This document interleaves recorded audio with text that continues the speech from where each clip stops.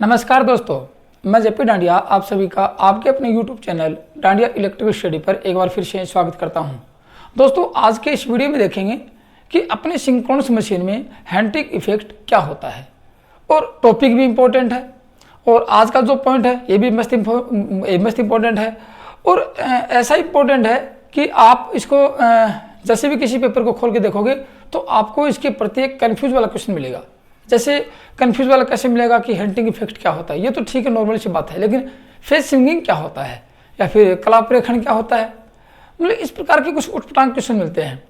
तो आज इस हैंटिंग इफेक्ट के बारे में देखेंगे और दूसरा देखेंगे कि तुल्यकालिक मोटर या अपने सिंक्रोनस मोटर व अपने इंडक्शन मोटर में अंतर क्या होता है, मतलब कि उसका अंतर देखेंगे और फिर आपको ये बताऊंगा कि सिंक्रोनस मोटर की जो रेटिंग है वो किस में दी जाती है, क्योंकि तीनों के तीनों टॉपिक पे ही प्रश्न आ चुका है। मैंने खोल के देखा किसी पेपर को तो मुझे लगा कि क्वेश्चन आ चुके हैं, अध्ययन करवाएं ताकि आपके सामने भी वो क्वेश्चन फेस हों और आप भी उससे मतलब कि अनभिज्ञ न हो।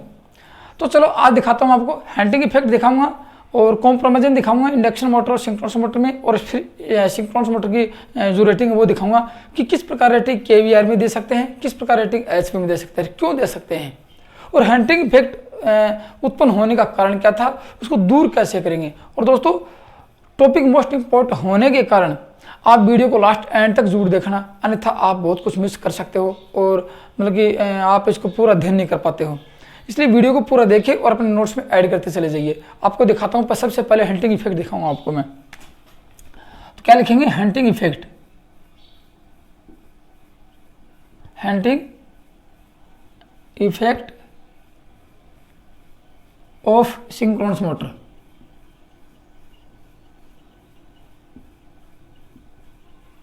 ये देखेंगे। अब इसको किस किस नाम से जानेंगे वो भी आपको बताऊंगा। अब होता क्या है वो भी आपको इसकी परिभाषा बता देता हूं। देखो, जैसे देखेंगे तुल्यकालिक मोटर में क्या एक दोष, वैसे इससे कोई नुकसान नहीं है। हाँ, नुकसान ज़्यादा दोष उत्पन्न होता है तो कुछ नुकसान हो सकता है, वो आपको नुकसान भी बताऊंगा कि इसके लॉस क्या हो सकते हैं। ठीक है, तो तुल्यकालिक मोटर में क्या है, एक दोष है। अब तुल्यकालिक मोटर में दोष कैसे होगा, जैसे मोटर पर अचानक भार डालते हैं। आप लोगों को इतना तो पता है कि सिंक्रोनस मोटर तुल्यकालिक गति पर चलती है, सिंक्रोनस स्पीड पर चलती है। आप लोगों को मैंने बताया था, इतने वीडियो देख लिए कि इस मोटर में NS बराबर NR होता है। ये देखा आप लोगों ने, होता है कि रोटर की स्पीड तुल्यकालिक गति के बराबर होगी, सिंक्रोनस स्पीड के बराबर होगी, इसके बराबर होगी। NS बराबर होता है F इंटू 1/, ये F इंटू 120/P, ये होता है। इस गति पर ही रोटर की गति होगी, ये आप लोग अच्छी तरह जानते हो। तो कह सकते हैं जब तुल्यकालिक मोटर पर अचानक लोड डालते हैं, यांत्रिक लोड, वैसे मैकेनिकल लोड तो डाल रहे हैं, लेकिन आपको इलेक्ट्रिकल लोड तो इसको दे रहे हैं, इलेक्ट्रिकल पावर तो दे रहे हैं।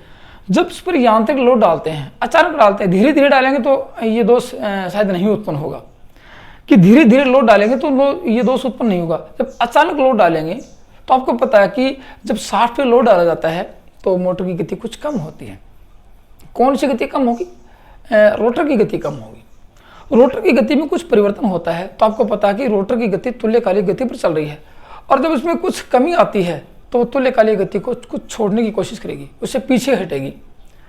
तो पीछे हटेगी या फिर पीछे हट के आगे जाएगी तो उन दोनों गति में अनबैलेंस हो जाएगा, ऐसे मानो कि असंतुलन हो जाएगा। कौन सी में, रोटर की गति और तुल्यकालिक गति में असंतुलन होगा तो मोटर में कंपन उत्पन्न होगा, मोटर के रोटर में कंपन उत्पन्न होगा और उस कंपन को ही कहते हैं हैंटिंग दोष। तो ये कैसे उत्पन्न हुआ, ये लोड के कारण उत्पन्न हुआ। तो क्या कह सकते हैं इस हैंटिंग दोष के बारे में, जब तुल्यकालिक मोटर पर अचानक लोड डाला जाता है या अचानक भार हटाया जाता है, लोड चल रहा है अचानक हटा लिया, आप लोगों ने एक साथ हटा लिया, तो कह सकते हैं अचानक लोड डाला जाता है या अचानक भार लोड हटाया जाता है तो मोटर की गति में कुछ क्षण के लिए परिवर्तन होता है। कौन सी गति में, रोटर की गति में। मोटर के रोटर की गति में लिख लेना, मोटर के रोटर की गति में कुछ क्षण के लिए परिवर्तन होता है और उस परिवर्तन से क्या होगा, मोटर के रोटर में कंपन होने लगता है और उस कंपन को कहते हैं हैंटिंग दोष।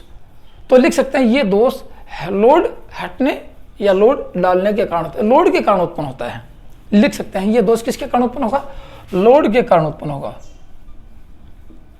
लोड के कारण उत्पन्न होता है। लोड नहीं होगा, यांत्रिक लोड नहीं डालेंगे तो नहीं होगा। तो कह सकते हैं ये दोष लोड के कारण उत्पन्न होगा। अचानक लोड हटाने, अचानक लोड हटाने या डालने पर या संयोजित करने पर, डालने पर, हटाएंगे या डालेंगे, डालने पर ही उत्पन्न होता है। क्या होगा इससे? एन आर व एन एस में मतलब कि असंतुलन होगा, असंतुलन होता है। फिर रोटर क्या करता है? रोटर में कंपन होता है, रोटर पेंडुलम की तरह घूमता है। ऐसे मान लो रोटर पेंडुलम कैसे घूमेगा, सारी बातें बताऊंगा। पेंडुलम की तरह हिलता है, हिलता है। और फिर क्या होगा? रोटर में कंपन होगा, रोटर में कंपन होता है जिसे हंटिंग दोष कहते हैं। ये आपकी प्रक्रिया होगी, हंटिंग दोष कहते हैं। अब होगा कैसे? अब मैं आपको डायग्राम से मैं दिखाता हूं किस प्रकार हंटिंग दोष उत्पन्न होगा। आपने लिख ली परिभाषा, मैंने सारी बातें बताई अब तक की, जितनी बातें लिखवाई हैं सारी बातें सिद्ध करेंगे। किसमें? इस डायग्राम में सिद्ध करके दिखाऊंगा आप लोगों को मैं। देखो डायग्राम दिखा देता हूं। अब देखो इतना आप लोग जानते हो कि इस जो आपने सिंक्रोनस मोटर है, देखो इसमें क्या है, देखो मैं आपको दिखा देता हूँ। ये आप लोगों का मान लिया कि मैं स्टेटर मान लेता हूँ, स्टेटर है। स्टेटर में आर्मेचर वाइंडिंग होती है और वहाँ क्या आगे पोल बनेंगे। पोल एक दूसरे से आगे इस प्रकार उत्तेजित होंगे कि अपने को घूमते नजर आएंगे। तो ये कह सकते हैं कि स्टेटर में चुंबकीय फ्लक्स घूमने वाला होता है, ये कह सकते हैं। ये अर्थात पोल हैं वो आगे से आगे इस प्रकार उत्तेजित होते हैं कि वो घूमते नजर आएंगे। तो ये कह सकते हैं कि पोल ही घूम रहे हैं या फिर चुंबकीय फ्लक्स घूम रहा है। तो मैं आपको कुछ दिखा देता हूँ यहाँ पे कि ये माना कि मैं दो पोल दिखा देता हूँ यहाँ पे। माना कि आपको ये दो पोल दिखा देता हूँ, एक बार मैं आपको दो ही पोल दिखाता हूँ, आपको समझ में आएगा। ये दो पोल दिखा दी मैंने, ठीक है। और ये आपके लोगों ने वाइंडिंग कर दी इसके ऊपर, कौन सी? स्टेटर पर वाइंडिंग कर दी आप लोगों ने। ये आर्मेचर वाइंडिंग दिखा दी मैंने आप लोगों को, ये आर्मेचर वाइंडिंग होगी इसके अंदर। और माना कि 3 फेज की वाइंडिंग है तो इसको एसी देंगे। कैसे देंगे? 3 फेज एसी देंगे, आरवाई भी लगाएंगे यहाँ पे और 3 फेज एसी दे दिया आप लोगों ने ये। और ये पोल बना के आपका बन गया एन और ये बन गया एस। दो पोल की मोटर दिखा देता हूँ आपको एक बार में, ठीक है। अब दो पोल की मोटर की गति कितनी रहेगी? 3000 आरपीएम। इसकी एनएस, ये एनएस, ये आपका एनएस है। इसके चुंबकीय फ्लक्स की घूमने की गति क्या है? माना कि इसकी एनएस है, ये कितनी है? दो पोल की होगी तो 3000 आरपीएम होगी, ये इतना मान लेते हैं आप लोग। इसके अंदर क्या होगा? रोटर होगा। कैसा होगा? लगभग सैलिएंट पोल टाइप रोटर होता है। तो मैं आपको सैलिएंट पोल टाइप रोटर दिखा देता हूँ। मान लीजिए कि आपका ये रोटर हो गया, बहुत अच्छी तरह समझाऊंगा कि आप भूल नहीं पाओगे कभी कि सर आपने बताया नहीं हमें और याद नहीं रहा। बहुत अच्छी तरह समझाऊंगा आप लोगों को। ये आप लोगों का रोटर हो गया। रोटर कैसा होता है? देखो सिंक्रोनस मोटर का रोटर एक परमानेंट मैग्नेट की भांति कार्य करता है। क्यों? क्योंकि यहाँ डीसी सप्लाई देते हैं और डीसी में जो चुंबक बनती है वो एक स्थायी चुंबक बनती है। तो यहाँ पे देखो एक वाइंडिंग तो यहाँ पे है, ये वाइंडिंग यहाँ पे है। ये कौन सी वाइंडिंग है? ये फील्ड वाइंडिंग है। इसको क्या देते हैं? डीसी देते हैं। और ये आपका माना कि एस है और ये एन है, ठीक है। और ये एसी दे दी और ये आपकी फील्ड वाइंडिंग होगी, ये फील्ड वाइंडिंग है। दो बातें आपके यहाँ पे सामने आ गई हैं। चलो ये डीसी सप्लाई आप लोग सब देख चुके हो, इतनी वीडियो देख ली आप लोगों ने। एक्साइटर से देंगे, रियोस्टेट लगाएंगे, किसको कंट्रोल करेंगे और सब इसमें एक्साइटेशन बढ़ाएंगे तो क्या होगा, एक्साइटेशन घटाएंगे तो क्या होगा। अब इतना मानते हो। अब आप समझ रहे हो कि ये जो गति है ये एन, देखो सॉरी ये एन एस है। ये जो गति है ये कौन सी गति है? ये एन एस गति है। एन एस गति किसे कहते हैं? सिंक्रोनस स्पीड, जो चुंबकीय फ्लक्स घूमता है उस गति होती है। तो ये एन एस गति 3000 पे घूम रही है, ये क्या रहेगी? एन आर रहेगी। और ये देखो ये जो लाइन है ये मैग्नेटिक एक्सिस है, ये मैग्नेटिक। यहाँ क्या है? इस मैग्नेटिक एक्सिस, ये जो मैग्नेटिक एक्सिस है ये देखो आपको पता है कि ये मैग्नेटिक लॉकिंग हो जाएगी। इसको घुमाएंगे और ये मोटर एन एस गति पर चलेगी तो कह सकते हैं रोटर इस स्टेटर पोल के साथ कैसे होगा? मैग्नेटिक लॉकिंग हो गया। कैसे होता है मैंने आपको पढ़ा दिया है, कैसे होगा? मैग्नेटिक लॉकिंग हो गया। तो ये लाइन क्या है? ये एक्सिस है, मैग्नेटिक लॉकिंग एक्सिस है। मैग्नेटिक लॉकिंग, इसकी इस एक्सिस पर ये क्या है? दोनों मैग्नेटिक लॉकिंग हो चुके हैं। और मोटर क्या है? मैग्नेटिक लॉकिंग होगी तो क्या होगा? मोटर एन एस बराबर एन आर हो गया और मोटर सिंक्रोनस गति पर घूमना शुरू हो गई। अब इतना तो आप लोगों ने देख लिया और सीख लिया कि इस मोटर में एन आर बराबर एन एस या एन एस बराबर एन आर होता है। और अब आपको बताता हूँ, जब मोटर पर लोड डालते हैं, ठीक है ना। जब मोटर पर लोड डालते हैं, किस पे डालेंगे, रोटर पे डालेंगे। मोटर पर लोड, स्टेटर नहीं, रोटर, ये रोटर है, रोटर पर लोड डालते हैं और ये आपका स्टेटर, स्टेटर में नहीं डालेंगे, स्टेटर में तो विद्युत पावर देंगे यहाँ पे। रोटर के शाफ्ट लोड डालेंगे तो क्या होगा, रोटर की गति कुछ कम होगी। मैंने आपको रोटर की गति कुछ कम होगी, कुछ क्षण के लिए कम। अब कम कैसे होती है आपको बताता हूँ। देखो जो ही कम होती है, मैं आपको एक डायग्राम और दिखाता हूँ। जो ही कम होती है, एक पोल ये दिखाऊंगा, एक पोल ये, बाकी मैं आपको डायग्राम नहीं दिखाऊंगा। जैसे कि मान लीजिए कि आपका एक पोल ये दिखा दिया। अब मैं आपको वो चीज़ समझाने वाला हूँ जो आपको समझ में आएगी और आप समझोगे कि हंटिंग दोष क्या होता है। देखो ये आपका मैंने एक पोल दिखा दिया, किसका, रोटर का पोल दिखा दिया। और ये समझना मेरी बात को गौर से। और ये आपका दिखा दिया स्टेटर का पोल। ये एन पोल था, ये एस था, ये सामने है, ये एस है, ये एन है, यहाँ एन एस है, ये एन एस है, और ये आपकी एन आर है। ये मैग्नेटिक लॉकिंग है, जिस लॉकिंग पे ये घूम रहे हैं ये मैग्नेटिक लॉकिंग हो चुकी है। और ये सामने चित्र है ना, उसमें से मैंने आपको उठाया, वैसे वाइंडिंग नहीं दिखाई मैंने, सब कुछ दिखा दिया आपको, ठीक है। अब ये रोटर क्या है, इसको अब इस पर लोड डालेंगे तो ये तो 3000 आरपीएम चली जाएगी आगे, लेकिन ये कुछ पीछे रहेगी। माना कि इसकी गति 3000 आरपीएम दो पोल पर, और इसकी गति 2950 होगी या 2990 आरपीएम होगी, 10 आरपीएम कम होगी। गौर से सुनना, 10 आरपीएम कम हुई तो दूसरा डायग्राम कैसे बन सकता है, गौर से सुनना। दूसरा डायग्राम ये बन सकता है, यहाँ पे इसके मैं आगे दिखा देता हूँ। दूसरा डायग्राम ये बनेगा आप लोगों का, ये आपका स्टेटर पोल एन पोल, और ये आपका स्टेटर का एस पोल। और अब दिखाता हूँ आपको, ये आपकी वो लाइन थी जो मैग्नेटिक लॉकिंग थी, जिसपे रोटर और स्टेटर दोनों एक साथ घूम रहे थे इस पे। क्योंकि ये क्या है, ये एन एस है, यहाँ पे चुंबकीय फ्लक्स, इसमें चुंबकीय फ्लक्स उत्पन्न वो है, ये एन है और ये एस था। लेकिन आप लोगों ने अब लोड डाला तो कंडीशन क्या हुई, कंडीशन ये होगी इसकी गति कम होगी। ये 3000 आरपीएम से घूम रहा है, आपको अभी देखा 3000 आरपीएम, दो पोल पे 3000। अब इसकी कंडीशन ये हो जाएगी थोड़ी सी,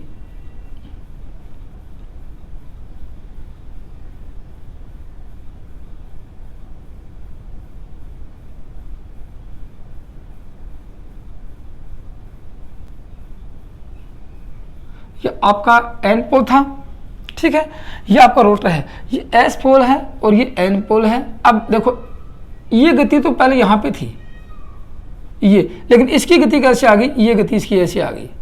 बोलो दोनों में अंतर्भाग नहीं हुआ तो कह सकते हैं ये कोण, एक ये रेखा ही, ये इसकी मैग्नेटिक एक्सिस थी और ये रोटर की मैग्नेटिक एक्सिस है, तो ये आ गई, ये तो रोटर की मैग्नेटिक एक्सिस होगी और ये स्टेटर की, ये रोटर की, ये दोनों में कोण उत्पन्न हुआ। यहाँ पे देखो, यहाँ पे ये कोण हो गया, एक लाइन ये, एक लाइन, दोनों में कोण। ये कोण क्या था, ये एल्फा कोण था।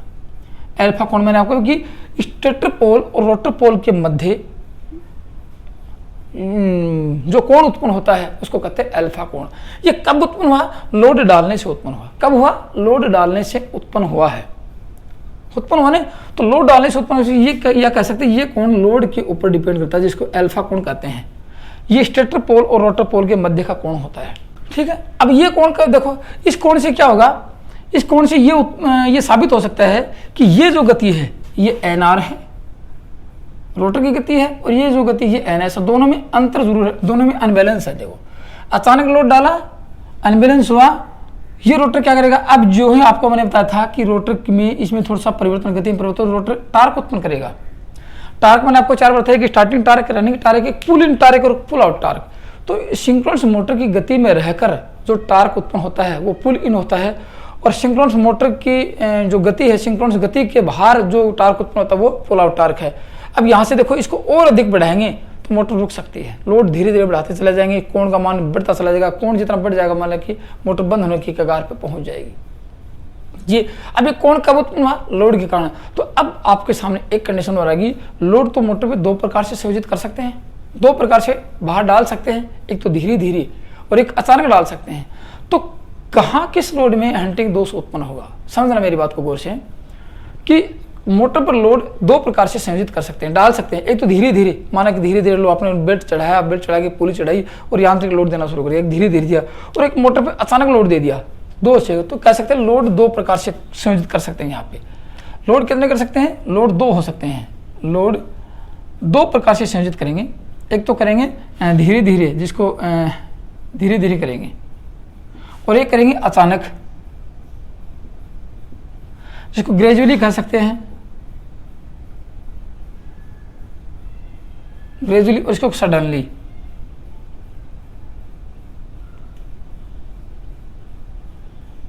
इसको कहेंगे सडनली, इसको ग्रेजुअली और इसको सडनली, अचानक लोड डालेंगे। तो देखो इसमें आपको करने से कि अचानक लोड से क्या होगा, धीरे धीरे लोड डालेंगे।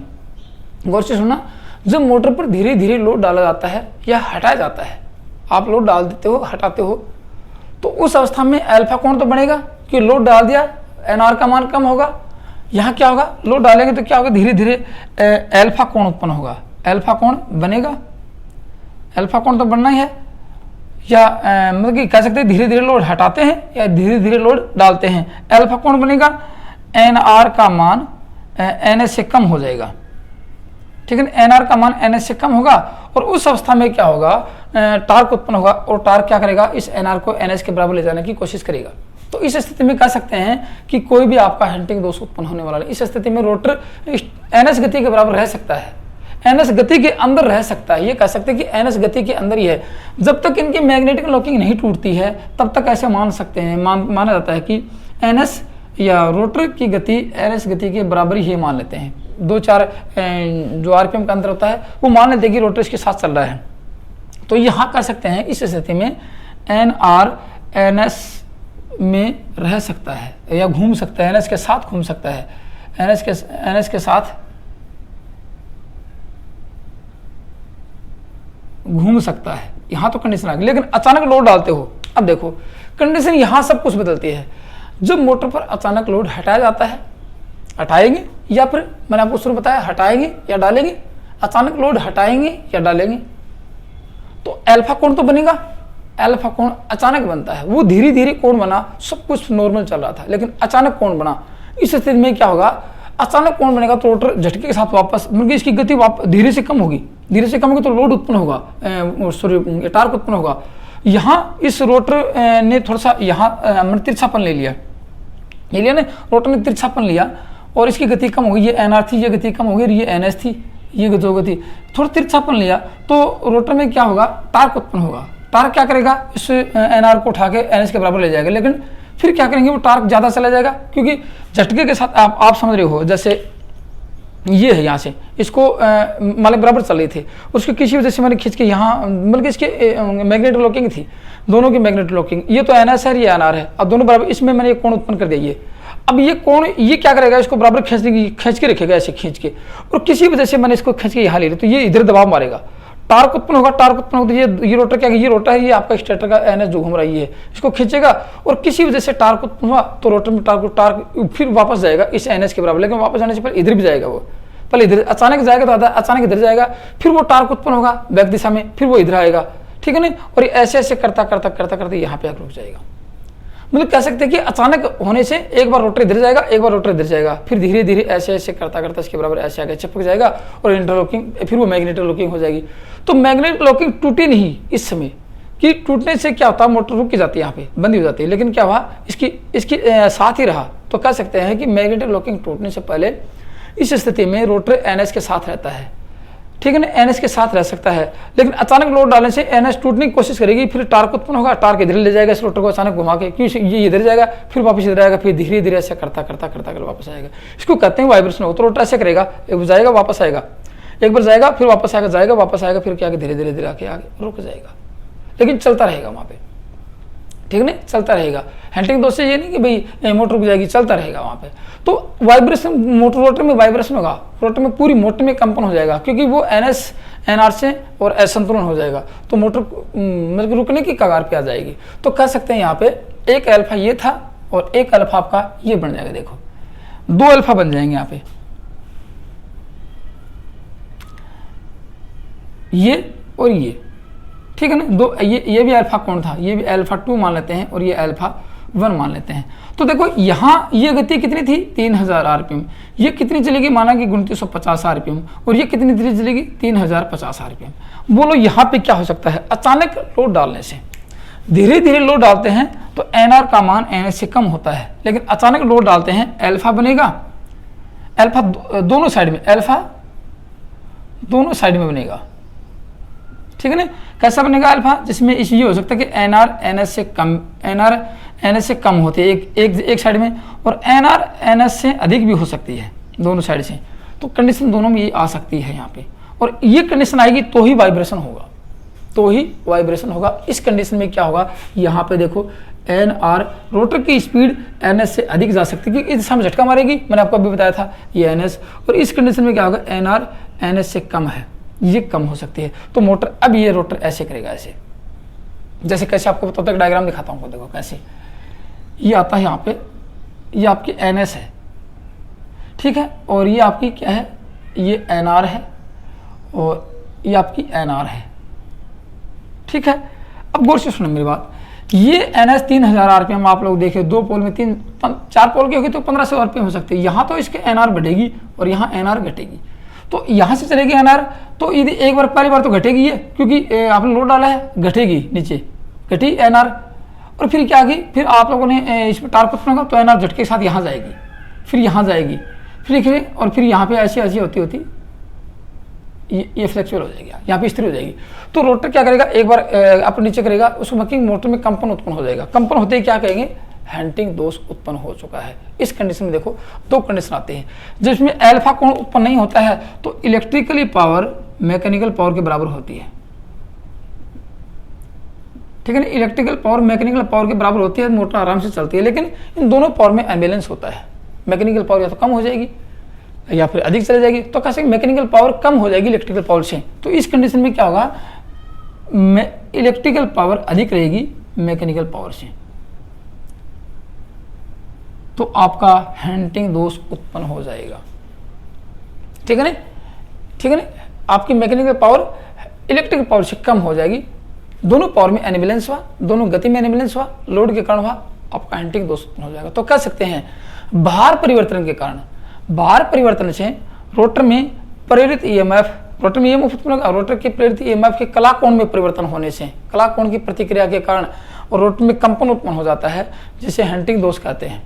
हैंटिंग दोष हुआ, कला कोण में परिवर्तन हुआ, तो कह सकते हैं इसको कला प्रेक्षण दोष कहते हैं। दूसरा नाम क्या लिखेंगे इसका दूसरा नाम कह सकते हैं कला प्रेक्षण, कला प्रेक्षण कह सकते हैं, फेज स्विंगिंग कह सकते हैं, फेज स्विंगिंग कह सकते हैं, कला प्रेक्षण कह सकते हैं, हैंटिंग दोष कह सकते हैं, ये इसके नाम हैं। कह सकते हैं कि दोष उत्पन्न होने के और का कारण हो सकते हैं। क्या क्या कारण होते हैं जिससे दोष उत्पन्न हो जाए। सबसे पहली बात तो होती है कि लोड परिवर्तन से ही होता है, ठीक है। तो अब देखेंगे कि हैंटिंग दोष उत्पन्न होने के क्या क्या कारण हो सकते हैं, वो लिख रहे हैं यहाँ पे। आपको कारण लिखा देता हूँ।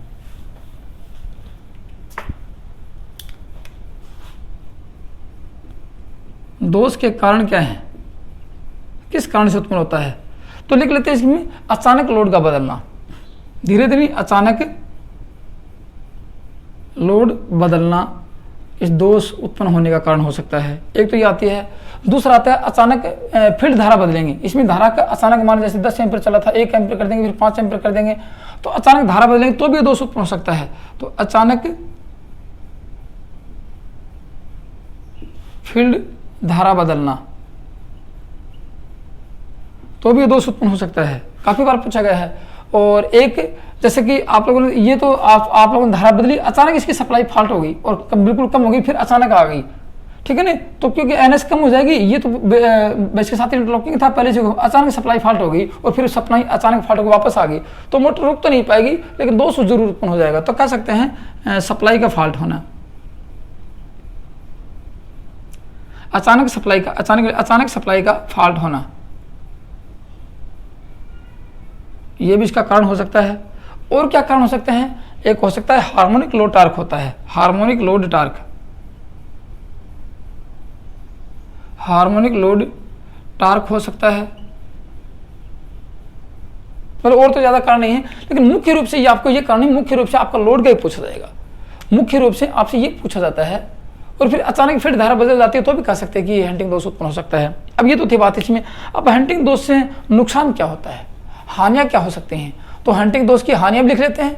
हानियां क्या होंगी, बस ज़्यादा हानियां नहीं होती, इसमें क्या कि लोड पावर फैक्टर पे भी कोई इफेक्ट पड़ने वाला नहीं है और यांत्रिक लोड पे कोई इफेक्ट पड़ने वाला नहीं है। या तो मोटर बंद हो सकती है, चल सकती है, एक ही बात होगी। लेकिन एक काम हो सकता है कि बार बार यदि हैंटिंग दोष उत्पन्न होगा ना, तो रोटर शाफ्ट में कुछ टेढ़ापन आ जाएगा, मतलब कि कुछ तिरछापन आ जाएगा, उसमें कोई बैंड हो जाएगा, ऐसे मतलब कि बैंड पड़ जाएगा। रोटर शाफ्ट में क्या होगा, बैंड पड़ सकता है। लॉस क्या होंगे इसके, रोटर शाफ्ट में टेढ़ापन, ऐसे कर रहे हैं टेढ़ापन, इसको इंग्लिश में स्ट्रेस कर सकते हैं, तनाव आ सकता है, स्ट्रेस उत्पन्न हो सकता है, ये आ सकता है, और तो ज़्यादा कोई ज़्यादा इफेक्ट पड़ने वाला नहीं है। हाँ, हैंडलिंग होगा तो मोटर में मोटर गर्म जरूर हो जाएगी, याद रखना, मोटर गर्म, इसमें थर्मल दोष उत्पन्न हो सकता है, मतलब कि ताप हानियाँ बढ़ सकती हैं इसके अंदर हैंडलिंग दोष से, याद रखना। एक तो टेढ़ापन आ सकता है, एक मोटर में ताप हानियाँ बढ़ जाएंगी, यही आता दोष। और अब कोई ज़्यादा दोष का वैसे ज़्यादा प्रभाव नहीं होता है। अब मैं आपको दिखाता हूँ दोष का निवारण कैसे करेंगे, दोष का निवारण कैसे करेंगे वो दिखाता हूँ आपको मैं। अब लिखेंगे दोष के निवारण, आपको निवारण बताता, देखो सबसे पहला आप लोग ये देखोगे, ये कौन सा रोटर मैंने आपको बताया था, ये निवारण के लिए मैं आपको लिखा देता हूँ, दोष के निवारण में क्या क्या करेंगे। दोष निवारण, इसमें क्या करेंगे, देखो सबसे पहला है डैम्पर वाइंडिंग का प्रयोग करेंगे। ये आप लोग अच्छी तरह पढ़ के आ चुके हो, डैम्पर वाइंडिंग का यूज करेंगे। डैम्पर वाइंडिंग प्रयोग करके दोष का निवारण कर सकते हैं। एक तो ये आता है, दूसरा आता है फ्लाई व्हील का प्रयोग कर सकते हैं। आपको बताऊंगा फ्लाई व्हील क्या होता है। फ्लाई व्हील का प्रयोग करके लेकिन आपसे फ्लाई व्हील का ये तो सिर्फ है कि मतलब कि मैकेनिकल रूप से इसको लोड को कम किया आप लोगों ने, मैकेनिकल रूप से लोड का परिवर्तन सहन करने के लिए इसको प्रयोग किया है। लेकिन अधिकतर यही पूछा जाता है, आपके एग्जाम में यही आने वाला है। फ्लाई व्हील का नाम नहीं आया, मैंने देखा नहीं अब तक, और नहीं आने की संभावना है। लेकिन ये पूछा जाता है कि डैम्पर वाइंडिंग का प्रयोग करके आप हैंडलिंग दोष को दूर कर सकते हैं। अब कैसे आपको डैम्पर वाइंडिंग के बारे में बताता हूँ। ये डैम्पर वाइंडिंग क्या होती है और किस प्रकार ये इसको दूर करती है। अब आप लोगों ने देखा था ये कैसा, देखो ये आपका सेलिएंट पोल टाइप रोटर है, इसका घेरा बड़ा होता है और इस पर एक से अधिक पोल होते हैं। अब सेलिएंट पोल टाइप रोटर पे क्या करेंगे, जैसे आपने इंडक्शन मोटर पढ़ी थी, मैंने आपको इसमें पढ़ाया था कि मोटर को सेल्फ स्टार्ट कैसे कर सकते हैं, तब भी मैंने आपको डैम्पर वाइंडिंग बताई थी ना। एक चीज दिखा था, देखो यहाँ पे ये आपका सेलिएंट पोल टाइप रोटर ऐसा होता है। ये वैसे तो गोल होता है, ये आप लोगों से मैं दो ही पोल दिखा रहा हूँ आपको, ये गोल होता है, ऐसे पूरा गोल होता है। ये जो मुख्य पोल हैं, मुख्य पोल इनमें देखो, जैसे आप लोगों ने देखा था ना कि इंडक्शन मोटर का रोटर कैसा था, इंडक्शन मोटर का रोटर ऐसा था, तो ये भी तो गोल ही है, ये भी पूरा गोल होता है ऐसे। लेकिन मैंने आपको दो ही पोल दिखाए हैं। इसके ऊपर कैसा था, देखो इस रोटर के ऊपर आप लोगों ने देखा था कि इसकी बाहर की परिधि पर स्लॉट काटे थे, ऐसे काटे थे ना स्लॉट। मैंने आपको बाहर ये फ्रंट का ऐसा दिखाया है, ऐसा लंबा नहीं दिखाया, ये ऐसा दिखा रहा हूँ आपको मैं, इस रोटर का ये ऐसा दिखा रहा हूँ, लंबा नहीं दिखाया। लंबे में क्या होता है, ऐसा पूरा लंबा होता है ये, लेकिन यहाँ से गोल होता है। तो यहाँ करें इसकी बाहर की परिधि नहीं, इस परिधि पर क्या करेंगे, स्लॉट काटेंगे, इस परिधि पर स्लॉट काटेंगे। स्लॉट आपको मैं काट रहा हूँ, ये स्लॉट काटे यहाँ पे। स्लॉटों में क्या रखेंगे, तांबे या एल्यूमिनियम की छड़ रख देंगे। स्लॉटों में तांबे या एल्यूमिनियम की छड़ ऐसे डाल देंगे, सीधी सीधी डाल देंगे। और इस साइड से और इस साइड से, दोनों साइड से इसको शॉर्ट किया था आप लोगों ने, ये शॉर्ट किया था आप लोगों ने। ये क्या थी, ये आर्म इंडक्शन मोटर की रोटर पर वाइंडिंग थी। ऐसा ही यहाँ करेंगे, यहाँ स्लॉट काटेंगे। यहाँ मैं आपको बताऊंगा कहाँ स्लॉट काटेंगे, क्यों काटेंगे। देखो ये स्लॉट काट दिए, पूर्णतः बंद प्रकार के मालते हैं, स्लॉट काट देते हैं। इनमें क्या करेंगे, इनमें तांबे की छड़ डालेंगे। इनमें जितने मोटे स्लॉट इतनी छड़ डाल देंगे, इसके अंदर आर पार डाल देंगे। लंबा मैंने आपको था नहीं, ये ऐसे ही होता है लंबा, ये भी ऐसे लंबा होता है। और आर पार होल काटे और तांबे के एल्यूमिनियम की छड़ डाल दी इसमें, ठीक है। और तांबे या एल्यूमिनियम की छड़ डाली, तांबे के एल्यूमिनियम के छल्ले से इसको दोनों साइड से शॉर्ट, इस साइड से भी शॉर्ट करेंगे और इस साइड से भी शॉर्ट कर देंगे। ये आप लोगों ने शॉर्ट कर दिया इसको। ये होगी आपकी डैम्पर वाइंडिंग। क्या होगी, डैम्पर वाइंडिंग होगी। ये भी मैंने आपको डैम्पर वाइंडिंग ही बताई थी कि इसमें डैम्पर वाइंडिंग होती है, ठीक है ना। और यहाँ एक वाइंडिंग आपकी फील्ड वाइंडिंग होती है पक्की, ये होगी फील्ड वाइंडिंग, दो वाइंडिंग होगी आपकी। तो ये रोटर कैसा, देखो ये होता है सेलिएंट पोल टाइप रोटर। अब दिखाता हूं, ये क्या है, पोल का अग्रभाग है, अग्रभाग होता है। अग्रभाग को क्या कहेंगे, इसको देखो, इसको पोल शू कहते हैं। मैं यहाँ लिख देता हूँ, पोल का अग्रभाग, इसको क्या कहेंगे, दोनों साइड में पोल शू होता है।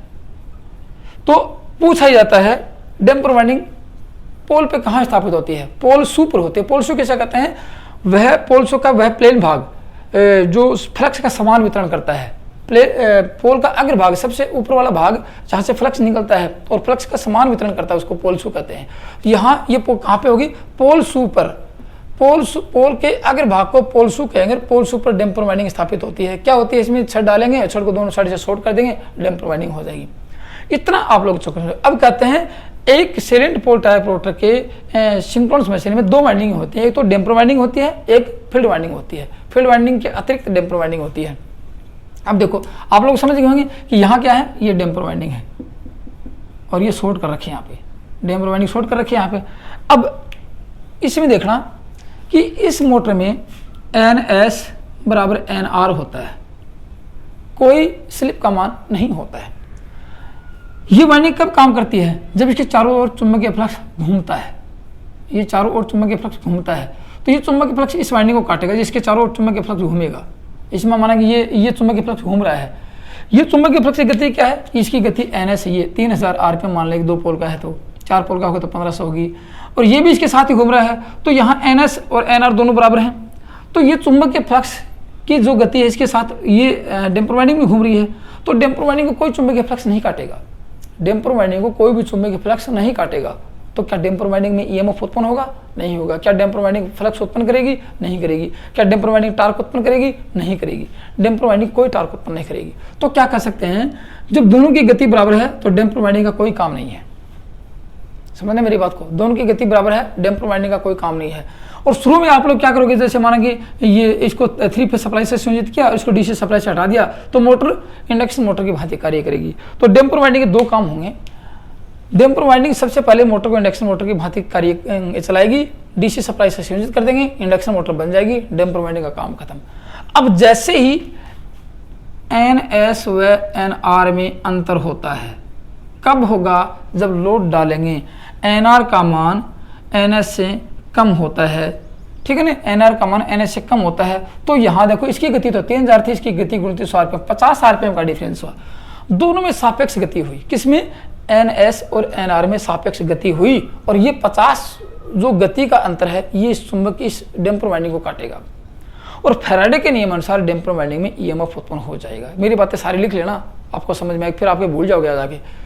दोनों में सापेक्ष गति हुई, किसमें, NR व NS में सापेक्ष गति होगी। किसके कारण हुई, लोड के कारण। लोड से क्या हुआ, लोड से NR कम हुई, जब तब जाके सापेक्ष गति उत्पन्न हुई है। और क्या कहेंगे, स्लिप उत्पन्न होती है, होगी स्लिप उत्पन्न। क्यों, स्लिप NR और NS का अंतरी स्लिप कहलाती है। स्लिप उत्पन्न होती है तो स्लिप के अनुसार इसमें EMF उत्पन्न होगा। इस वाइंडिंग में किसके नियम अनुसार, लिख लेना, फैराडे के नियम अनुसार EMF उत्पन्न होगा। और वो EMF क्या करेगा, टार्क उत्पन्न करेगा। वो टार्क, वो अपना चुंबकीय फ्लक्स बनाएगा, वो EMF, ये डैम्पर वाइंडिंग अपना खुद का चुंबकीय फ्लक्स बनाएगी, टार्क उत्पन्न करेगी और मोटर को घुमाकर आगे कर लेगी। जितनी मोटर की गति कम हुई उस पर टार्क उत्पन्न करेगी, NS के बराबर ले आएगी। तो मोटर में जो ही हंटिंग दोष उत्पन्न होता है तो मोटर की डैम्पर वाइंडिंग में, रोटर की डैम्पर वाइंडिंग में टार्क उत्पन्न हो जाएगा। फैराडे के नियमानुसार EMF उत्पन्न हो जाएगा और वो EMF फ्लक्स उत्पन्न करेगा और मोटर में टार्क उत्पन्न कर देगा। टार्क उत्पन्न होते ही ये गति जितनी कम होती है, माना कि 10-20 जितनी होती है, ये गति उठा के इसके बराबर आएगी और आराम से घूमती रहेगी। फिर लोड डालेंगे, फिर गति कम होगी, फिर डैम्पर वाइंडिंग टार्क उत्पन्न करेगी और मोटर को NS गति पर घुमा देगी। इसलिए कहते हैं ये डैम्पर वाइंडिंग हंटिंग दोष उत्पन्न ही नहीं होने देती है। ये कब काम करती है, जब NS का मान कम होता है। कब कम होगा, जब लोड डालेंगे। लोड डालेंगे तो हंटिंग दोष उत्पन्न होगा, तो हंटिंग दोष पर ही ये वाइंडिंग काम करती है। तो शुरुआती अवस्था में इसने मोटर को सेल्फ स्टार्ट किया और मोटर चलने के बाद हंटिंग दोष दूर किया। इसलिए इस सिंक्रोनस मोटर में हंटिंग वाइंडिंग या डैम्पर वाइंडिंग के 2 काम हो गए। शुरुआती अवस्था में मोटर को सेल्फ स्टार्ट करना, मोटर चलने के बाद हंटिंग दोष को दूर करना। तो दोस्तों ये हंटिंग दोष कौन दूर करेगा, ये आपकी डैम्पर वाइंडिंग दूर करेगी। आगे समझ में आपका एक निष्कर्ष ये निकला। दूसरा निष्कर्ष आता कि फ्लाई व्हील का प्रयोग करके। फ्लाई व्हील का मतलब आपने जैसे अपने गांव में थ्रेसर चलते हैं, थ्रेसर की जैसे ट्रैक्टर से पुली लगाई और एक थ्रेसर की पुली के ऊपर एक बड़ा व्हील लगाते हैं ऐसा, ठीक है ना, एक बहुत बड़ा व्हील लगा देते हैं। क्यों, क्योंकि आपको पता थ्रेसर जैसे थ्रेसर है या जैसे बेल्ट पट्टा चालित मशीन है, जैसे ये क्रेशर वाली मशीन आते हैं तो लोड अचानक बढ़ जाता है। क्योंकि आपको पता है कि जैसे अपने पीछे से अनाज निकालते हैं तो पीछे से जो पुली लगाते हैं वो माना कि जैसे अनाज के लिए धान भूसा लगाते हैं, तो उससे क्या होगा कि वो अचानक एक तो लोड ज़्यादा चला गया, फिर लोड कम आ गया, तो थ्रेसर की गति कम ज़्यादा नहीं हो जाए, इसलिए वो व्हील लगा, व्हील क्या करेगा, उस लोड को सहन कर लेगा। तो इस शाफ्ट के ऊपर क्या करेंगे, फ्लाई व्हील लगा देंगे। फ्लाई व्हील क्या करेगा, लोड अचानक बढ़ेगा और लोड अचानक घटेगा, उसको वो सहन कर लेगा। तो ये ज़्यादा इफेक्ट वाला नहीं है, क्योंकि फ्लाई व्हील का प्रयोग करके तो डैम्पर वाइंडिंग का प्रयोग कर देते हैं। तो आपके सामने क्वेश्चन भी यही आएगा कि डैम्पर वाइंडिंग का प्रयोग करके ही इस हैंटिंग दोष को दूर कर सकते हैं। तो दोस्तों ये तो था आपका हैंटिंग दोष। अब एक बात आगे देखो, आप लोगों ने यहाँ पे क्या किया, दूसरी बात देखना, आप लोगों ने यहाँ पे क्या किया, इस फील्ड एक्साइटेशन को घटाया था, बढ़ाया। तो आप लोगों ने एक्साइटेशन को बढ़ाया था तो ये लीडिंग पावर फैक्टर पर कार्य किया, याद होगा आप लोगों का।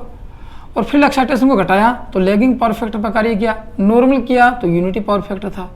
तो जब यूनिटी और लीडिंग पावर फैक्टर होता है, याद रखना, जब मोटर में यूनिटी और लीडिंग पावर फैक्टर होता है तो मोटर की रेटिंग एचपी में दी जाती है, और लीडिंग होता है तो केवीआर में दी जाती है।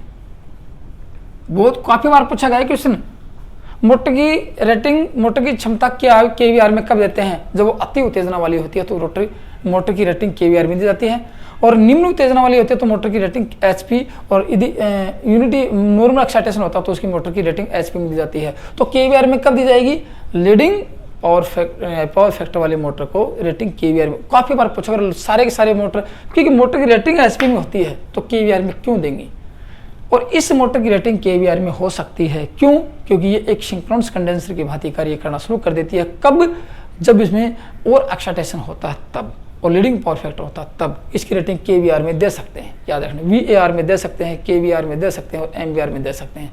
तो ये याद रखना, नोट लगा के मोस्ट इंपॉर्टेंट कर लेना। एक बात ये थी। अब दोस्तों एक टॉपिक, छोटा सा पॉइंट और बच गया आप लोगों का, कि सिंक्रोनस मोटर और इंडक्शन मोटर में क्या है, तुलना करते, क्या अंतर है, उसकी तुलना करते हैं। देखो तुलना आपको दिखाता हूँ, देखो किस किस की तुलना करेंगे। मैं पहले गति की तुलना करके दिखाऊंगा, फिर क्षमता की करेंगे, दक्षता की करेंगे, फिर पावर फैक्टर की करेंगे, फिर यूज की करेंगे, और फिर सिंक्रोनस मोटर का यूज भी दिखाता हूँ आपको कहाँ होता है। अब सबसे पहले देखेंगे इसका यूज कहाँ करेंगे, सिंक्रोनस मोटर का इसका यूज करेंगे। देखो प्रयोग कहाँ करेंगे, देखो सबसे पहले बात, इसकी दो विशेषताएं आपके सामने हैं, दोनों विशेषताओं के आधार पर अलग अलग प्रयोग करेंगे। एक तो इसकी गति स्थिर होती है, विश्वसनीय गति होती है कि किस मोटर की गति स्थिर हो सकती है, तो ये सिंक्रोनस मोटर होती है। इसलिए इस मोटर का प्रयोग विद्युत घड़ी में करते हैं, स्थिर गति के कारण। क्या करेंगे, स्थिर गति के कारण विद्युत घड़ी में करते हैं, क्योंकि घड़ी को स्थिर स्पीड चाहिए और ये विश्वसनीय है। बस इस स्थिर स्पीड के कारण तो विद्युत घड़ी में करते हैं, और इसके पावर फैक्टर के कारण, ठीक है ना। अब देखो ये motor leading lagging unity power factor पर कार्य करती है, इसलिए इस मोटर का प्रयोग कैपेसिटर की भांति कर सकते हैं, पावर फैक्टर सुधारने में कर सकते हैं। लिख लो, पावर फैक्टर सुधारने में करते करें, पावर फैक्टर सुधारने में करते हैं, क्योंकि लीडिंग पावर फैक्टर यही मोटर देती है, बाकी कोई नहीं देता। और ये मोटर लीडिंग व लैगिंग और यूनिटी तीनों पावर फैक्टर पर कार्य करती है। ये आपको बताया कब करती है, ये तो इसके यूज थे।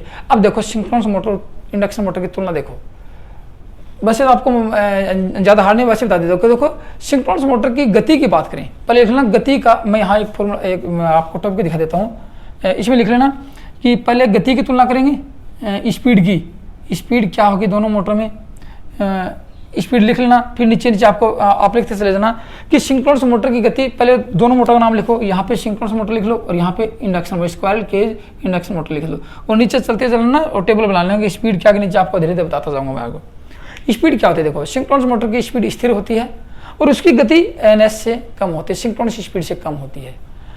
पावर फैक्टर की बात करें, सिंक्रोनस मोटर तीनों पावर फैक्टर पर कार्य करती है और induction motor lagging power factor पर कार्य करती है।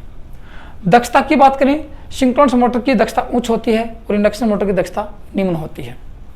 स्टार्टिंग की बात करें, सिंक्रोनस मोटर सेल्फ स्टार्ट नहीं होती है, जबकि इंडक्शन मोटर सेल्फ स्टार्ट होती है। फिर स्पीड कंट्रोल की बात करें, सिंक्रोनस मोटर को स्पीड कंट्रोल नहीं कर सकते, जबकि इंडक्शन मोटर का स्पीड कंट्रोल कुछ मात्रा में कर सकते हैं, कुछ हद तक कर सकते हैं, ज़्यादा नहीं कर सकते, कुछ कम, थोड़ा कम कर सकते हैं।